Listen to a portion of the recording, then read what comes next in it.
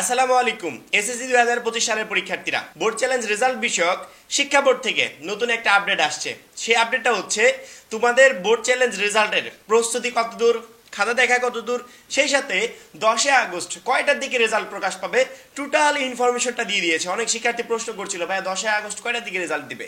10টার দিকে, 11টার দিকে, 12টা বা 2টার দিকে? কারণ কি আমাদের এসএসসি পরীক্ষার রেজাল্ট কিন্তু একটু ব্যতিক্রম সময়ে প্রকাশ পেয়েছিল। সেক্ষেত্রে বোর্ড চ্যালেঞ্জ রেজাল্টটা ওই সময় প্রকাশ পাবে কিনা।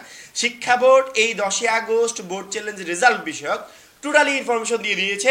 আজকের এই ভিডিওটা দেখার পর তোমার বোর্ড চ্যালেঞ্জ নিয়ে যত রকমের প্রশ্ন ছিল, টোটাল প্রশ্নগুলোর সমাধান তুমি এই মুহূর্তে পেয়ে যাবে। আর হ্যাঁ, যারা এখনো আমাদের টার্গেট এইচএসসি 27 কোর্সে ভর্তি হয়, খুবই দ্রুত করো, কারণ কি একটা মাত্র কোর্সই আজকের পর থেকে তোমাদের পরবর্তী এইচএসসি জার্নি একেবারে সহজ করে দিবে। এই কোর্সে তুমি কলেজ ভর্তি বিষয়ক A to Z গাইডলাইন পাবে, যেগুলো তোমাকে পছন্দের কলেজ পেতে সহযোগিতা করবে। কলেজে উপবৃত্তি, ভর্তি সহায়তা বিষয়ক A to Z গাইডলাইন পাবে, যেগুলো তোমাকে উপবৃত্তি এবং ভর্তি সহায়তা পেতে সহযোগিতা করবে। এবং মেইন আকর্ষণ হচ্ছে এইচএসসি পর্যায়ের সকল গাইডলাইন প্লাস সাজেশন এই একটা মাত্র কোর্সেই পাবে। এইচএসসি পর্যায়ে প্রতি বছর লক্ষ লক্ষ শিক্ষার্থী ফেল করে। আমরা চাচ্ছি সেই ফেলের হারটা একেবারে নিম্ন পর্যায়ে নেমে আসুক, এবং এই কোর্সটি তোমার কলেজ ভর্তি এবং এইচএসসি পর্যায়টা আজকের পর থেকে একেবারে সহজ করে দিবে ইনশাআল্লাহ। উপরে আমাদের যে নাম্বারটা দেওয়া আছে, এই নাম্বারে 100 টাকা সেন্ড মানি করে এই নাম্বারে হোয়াটসঅ্যাপে আমাকে জানাবে সেন্ড মানি করেছি, সাথে সাথে তোমাকে গ্রুপে যুক্ত করে নিব, এবং তখন থেকেই তোমার প্রস্তুতি শুরু হয়ে যাবে।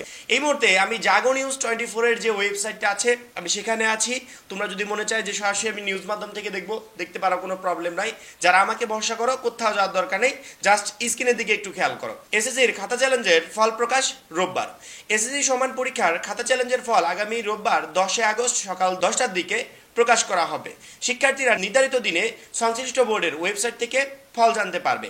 এছাড়া মোবাইল ফোনের SMS এ আবেদনকারী শিক্ষার্থীদের ফলাফল পাঠানো হবে। শুধুমাত্র যাদের ফল পরিবর্তন হবে তারা SMS পাবে। এই জায়গায় একটু ব্যতিক্রমী বিষয়, বিগত বছরগুলোতে যাদের রেজাল্ট পরিবর্তন হতো তারা যেমন SMS পেত যে আপনার রেজাল্ট পরিবর্তন হয়েছে, যাদের রেজাল্ট পরিবর্তন হতো না তারাও সেম কোয়ালিটির SMS পেত। আমার পরিষ্কার মনে আছে, আমি এসএসসি পরীক্ষার পর আমার একটা সাবজেক্টে 79 আসছিল, যার জন্য আমি বোর্ড চ্যালেঞ্জের আবেদন করেছিলাম, কিন্তু আমার রেজাল্ট পরিবর্তন হয় নাই।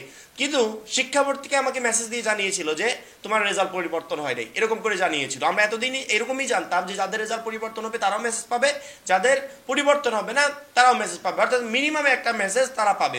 কিন্তু এই বছরে বলছে শুধুমাত্র যাদের ফল পরিবর্তন হবে তারাই SMS পাবে, বাদ বাকি আর কেউ SMS পাবে না। এখন SMS এর ক্ষেত্রে অনেক সময় প্রবলেম হয় না যে SMS আসে নাই অথচ রেজাল্ট পরিবর্তন হয়েছে। এই জন্য আমি যখনই কোনো ভিডিও বানাই আমি বলি যে বোর্ড চ্যালেঞ্জ রেজাল্ট দেখার যতগুলো মাধ্যম আছে প্রত্যেকটা মাধ্যম থেকে শিওর হবে যে তোমার রেজাল্ট পরিবর্তন হয়নি, তারপরে গিয়ে তুমি বলবে যে রেজাল্ট পরিবর্তন হয়নি। অতএব একটা মাধ্যমে মিস করা যাবে না, এক জায়গা না হলে আরেক জায়গায়, আরেক জায়গা না হলে আরেক জায়গায়। এবং কিভাবে কোন মাধ্যম থেকে রেজাল্ট চেক করবে অলরেডি তো আমি দেখিয়ে দিয়েছি। সেই উপায় অবলম্বন করে 3টা প্রসেস থেকে রেজাল্টগুলো চেক করে নিবে যে কোনো জায়গায় আমার রেজাল্ট পরিবর্তন হয়েছে কিনা, কারণ বোর্ডের এগুলো অনেক ধরনের ভুল হয়ে থাকে। বুধবার 6 আগস্ট আন্তঃশিক্ষা বোর্ড পরীক্ষা নিয়ন্ত্রক কমিটির আহ্বায়ক ও ঢাকা বোর্ডের পরীক্ষা নিয়ন্ত্রক অধ্যাপক ASM কামাল উদ্দিন হায়দার এসব তথ্য জানান। তিনি বলেন, ফল ঘোষণা 30 দিনের মধ্যে পুনরীক্ষণের ফলাফল প্রকাশের নিয়ম রয়েছে। ওই হিসেবে 9 আগস্টের মধ্যে ফল প্রকাশের সময়সীমা শেষ হচ্ছে। এর পরিপ্রেক্ষিতে 10 আগস্ট ফল প্রকাশের পরিকল্পনা নেওয়া হয়েছে। এবছর ফলাফল খারাপ করেছে শিক্ষার্থীরা। বিগত 16 বছরের মধ্যে পাশের হার সর্বনিম্ন, GPA 5 পাওয়া শিক্ষার্থীর সংখ্যাও কম। এর প্রভাব পড়েছে এসএসসির ফলাফল পুনরীক্ষণ আবেদনে। বিপুল সংখ্যক শিক্ষার্থী পুনরীক্ষণের আবেদন করেছে, অনেকে 2 বা তার বেশি বিষয়ের খাতা চ্যালেঞ্জ করে আবেদন করেছে।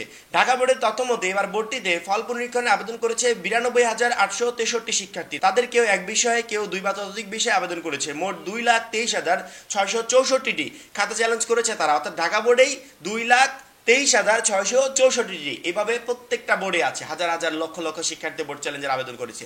এই টোটাল খাতাগুলো দেখে আমাদের 10 আগস্ট সকাল 10টার দিকে বোর্ড চ্যালেঞ্জের রেজাল্ট প্রকাশ পাবে। এবছর দেশের সব শিক্ষা বোর্ডের পরীক্ষার্থীরা গণিতে খারাপ ফল করেছে, এই বিষয়ে ফেলের হারও বেশি। স্বাভাবিকভাবেই ঢাকা বোর্ডে গণিতে বেশি ফল পরীক্ষণের আবেদন জমা পড়েছে। এ বোর্ডে শুধু গণিতের খাতা চ্যালেঞ্জ করে আবেদন করেছে 42,936টি, অর্থাৎ যে টোটাল আবেদনগুলো জমা পড়েছে তার ভিতর 42,936টি আবার গণিতে। এটা শুধুমাত্র ঢাকা বোর্ডের হিসাব, শুধুমাত্র ঢাকা বোর্ড না, এভাবে যতগুলো বোর্ড আছে প্রত্যেকটা বোর্ডে সব থেকে বেশি পরিমাণ বোর্ড চ্যালেঞ্জ হয়েছে হচ্ছে গণিত নিয়ে। গণিতে প্রচুর পরিমাণ শিক্ষার্থী খারাপ রেজাল্ট করেছে। ইংরেজিতে জমা পড়েছে 19,668টি। এইটা হচ্ছে ঢাকা বোর্ডের হিসাব। এভাবে প্রত্যেকটা বোর্ডে শিক্ষার্থীরা বোর্ড চ্যালেঞ্জের জন্য আবেদন করেছে। রেজাল্ট প্রচুর পরিমাণে খারাপ হয়েছে।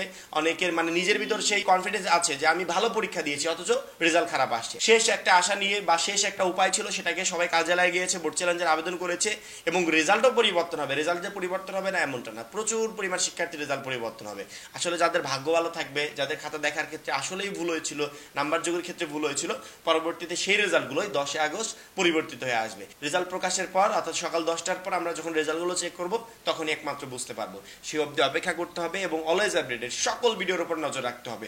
যারা এখনো আমাদের টার্গেট এইচএসসি 27 কোর্সে ভর্তি হবে না, খুবই দ্রুত ভর্তি হয়ে যাবে, কারণ কেউ একটা মাত্র কোর্সই সামনে তোমার এইচএসসি পর্যায়টা তোমার কাছে একেবারে সহজ করে দিবে। এখন কিন্তু আগের মতো সিস্টেম নাই। এইচএসসি পর্যায়টা তোমাদের জন্য অনেকটা ক্রিটিক্যাল হবে। তোমরা যদি প্রথম থেকে শুরু না করতে পারো, সেক্ষেত্রে কিন্তু 2 বছর পর কখনো তুমি তোমার সিলেবাসটা কমপ্লিট করতে পারবে না।